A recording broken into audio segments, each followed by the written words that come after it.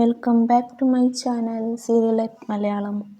സുഭാഷും നികേഷും കൂടി നിധിയെ വീട്ടിലേക്ക് കൂട്ടിക്കൊണ്ടുവരാൻ ഹോസ്റ്റലിൽ പോയി. നിധിയെയും കൂട്ടി വീട്ടിലെത്തുമ്പോൾ അച്ഛൻ അവിടെ ഫ്രണ്ടിൽ ഇരിക്കുന്നത് കണ്ട നിധി മനസ്സിൽ അച്ഛനോട് പറഞ്ഞു, എല്ലാം ഒപ്പിച്ചു വെച്ചിട്ട് ഇരിക്കുകയാണ്, കാണിച്ചു തരാം എന്ന്. അച്ഛനും അതുപോലെ മനസ്സിൽ പറഞ്ഞു, വന്നതും എനിക്കിട്ടാണല്ലോ, അപ്പോൾ കരുതിക്കുട്ടിയാണ് അല്ലേ? അതെ എന്ന് നിധിയും മനസ്സിൽ പറയുകയാണ്. അങ്ങനെ അവർ അകത്തേക്ക് പോയി. അപ്പോൾ സുധീഷിനെ അവിടെ കാണുന്നില്ല. സുഭാഷ് ചോദിച്ചു, സുധീഷ് എവിടെ? ഹരീഷ് പറഞ്ഞു, സുധീഷ് ഏട്ടൻ റൂമിലുണ്ട് എന്ന്. സുധീഷ് ആ റൂമിൽ പോയതാണ് ഈ വീട്ടിലെ പ്രശ്നം വീണ്ടും എന്തിനാണ് അവിടേക്ക് പോയത് എന്ന് സുഭാഷ് പറയുന്നു.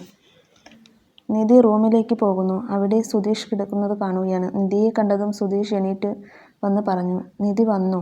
ആരും എൻ്റെ അടുത്ത് പറഞ്ഞില്ല, വരുന്ന കാര്യം അറിയിച്ചു പോലുമില്ല എന്ന്. അപ്പോൾ നികേഷ് വന്ന് സുധീഷ് ഏട്ടൻ പുറത്തേക്ക് പോ എന്നും പറഞ്ഞു വിളിക്കുകയാണ്.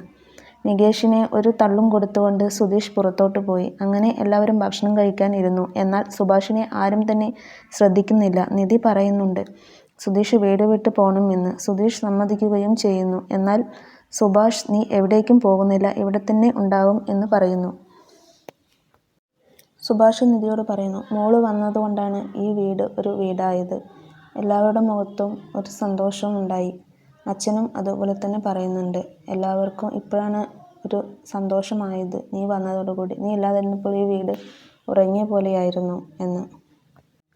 നികേഷ് നിധിയോട് പറഞ്ഞു, ഏടത്തേക്ക് ഹോസ്റ്റലിൽ ഫുഡ് അത്ര പിടിച്ചിട്ടില്ല എന്ന് തോന്നുന്നു എന്ന്.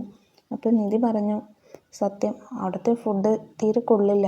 ഇപ്പോൾ ഇവിടെ വന്നപ്പോഴാണ് വായിക്ക് രുചിയായിട്ട് കഴിക്കുന്നത്. ഇവിടേക്ക് വരാൻ അതും കൂടെ ഒരു കാരണമാണ് എന്ന്. അങ്ങനെ രാവിലെ നിധി ബുക്ക് നോക്കിയിരിക്കുന്നു. നികേഷും ഹരീഷും തമാശ പറഞ്ഞ് ഇരിക്കുമ്പോൾ നിധി ചോദിക്കുകയാണ്, എന്താ ചിരിക്കുന്നേ എന്ന്. സുധീഷ് അതിനിടയ്ക്ക് കയറി നിധിയെ കളിയാക്കുകയാണോ എന്നും പറഞ്ഞ് കയറുകയും ചെയ്യുന്നുണ്ട്. അപ്പോൾ നിധി പറയുന്നുണ്ട്, എന്നെ കളിയാക്കുകയാണെങ്കിൽ എനിക്കറിയാം ചോദിക്കാൻ, നിങ്ങളത് ചോദിക്കേണ്ട ആവശ്യമില്ല എന്ന് സുധീഷിനോട് പറയുന്നുണ്ട്.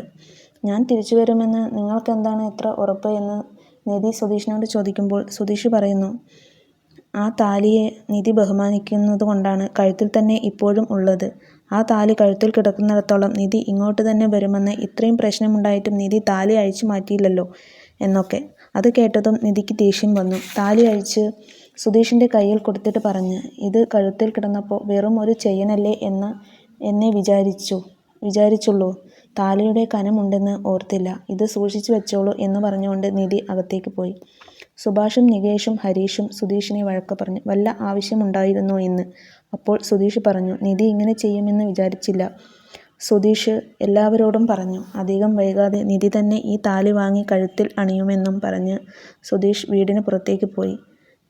ഇതുകൊണ്ടൊന്നും അവസാനിച്ചു എന്ന് ഞാൻ വിശ്വസിക്കുന്നില്ല. അവൾ തിരിച്ച് ചോദിക്കുന്നത് വരെ എൻ്റെ കയ്യിൽ ഇരിക്കട്ടെ എന്നും പറഞ്ഞ് താലി ചെയിൻ കയ്യിൽ തന്നെ പിടിക്കുകയാണ് സുധീഷ്. അങ്ങനെ ഇന്നത്തെ എപ്പിസോഡ് കഴിഞ്ഞിരിക്കുന്നു. Thank you for watching my video.